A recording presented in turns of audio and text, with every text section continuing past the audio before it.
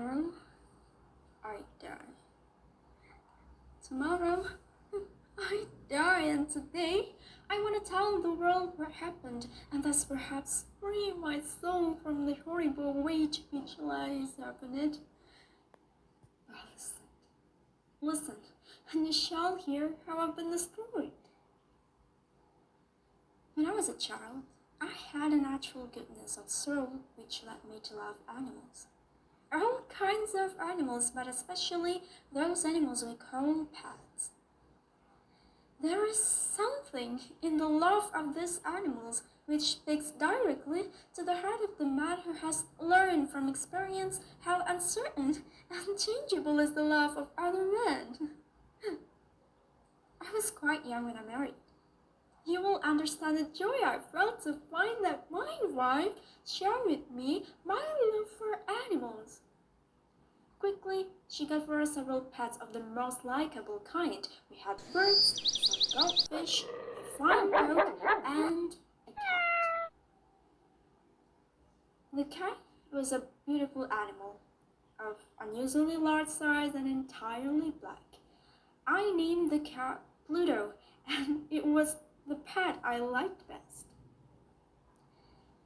Our friendship lasted in this manner for several years, during which, however, my own character became greatly changed.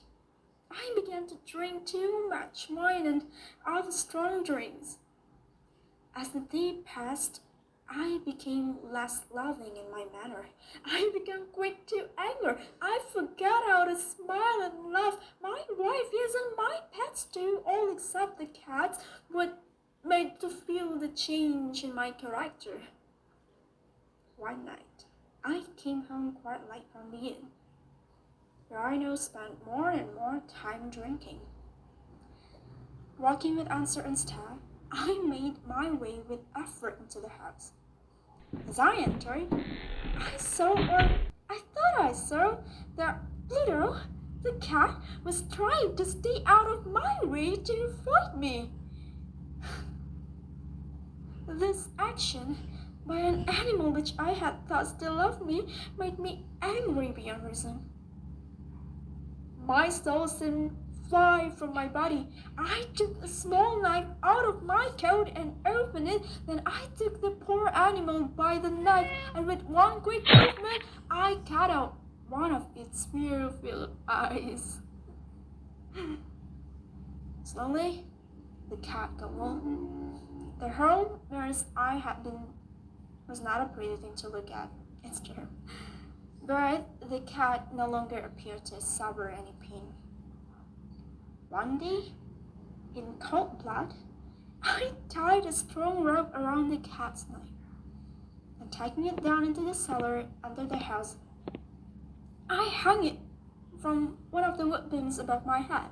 I hung it there until it was dead. I hung it there with tears in my eyes. I hung it because I knew it had loved me, because I felt it had given me no reason to hurt it, because I knew that my doing so was a wrong so great, a sin so deadly, that it would place my soul forever outside the reach of the love of God.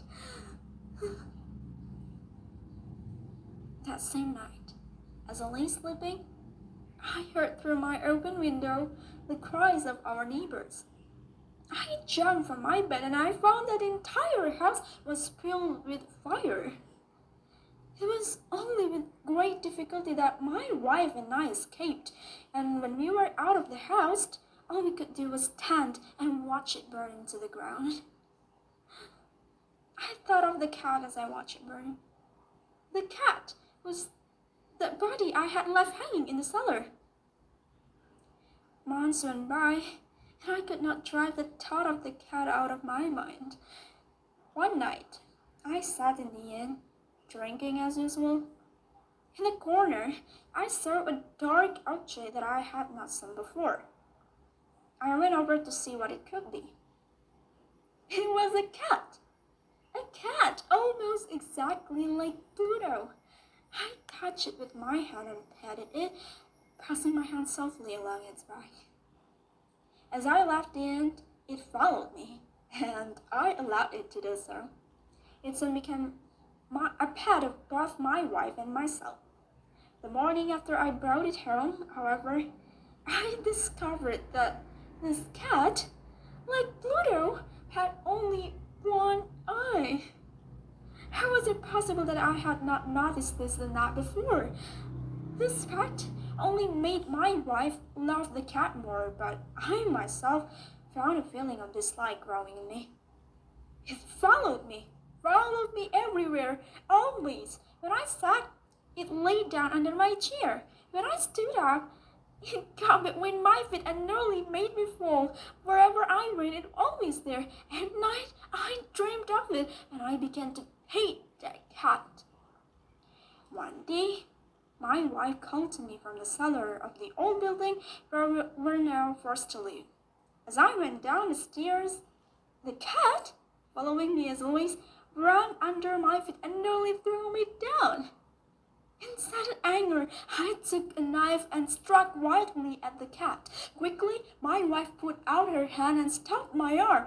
This only increased my anger, and without thinking, I turned and put the knife point deep into her heart. She fell to the floor and died without a sound. I spent a few moments looking for the cat, but it was gone. And I had other things to do, for I knew I must do something with the body, and quickly. Suddenly, I noted a place in the wall of the cellar where stones had been added to the wall to cover an old fireplace which was no longer wanted. The walls were not very strongly built, and I found I could easily take down the stones. Behind them, there was, as I knew there must be, a hole just big enough to hold the body. With much effort, I put the body and carefully put the stones back into their place. I was pleased to see that it was quite impossible for anyone to know that a single stone had been moved. They passed.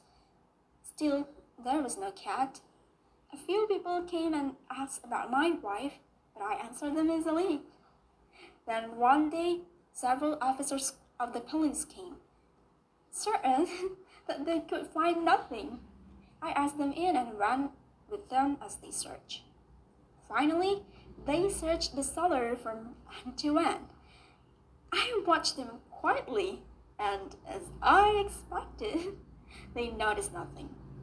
But as they started up the stairs again, I felt myself driven by some unknown inner force to let them know, to make them know that I had won the battle. The walls of this building are set, are very strongly built. It's a fine old house. And as I spoke, I struck with my stick that very place in the wall behind which was the body of my wife. Immediately, I felt a cold feeling up and down my back as we heard coming out of the wall itself a horrible cry. For one short moment, the officers stood looking at each other.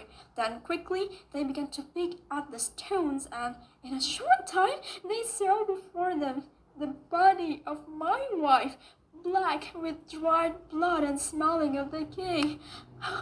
On the body's head, its one eye filled with fire, its wide open mouth of the color of blood, sat the cat, crying out its revenge.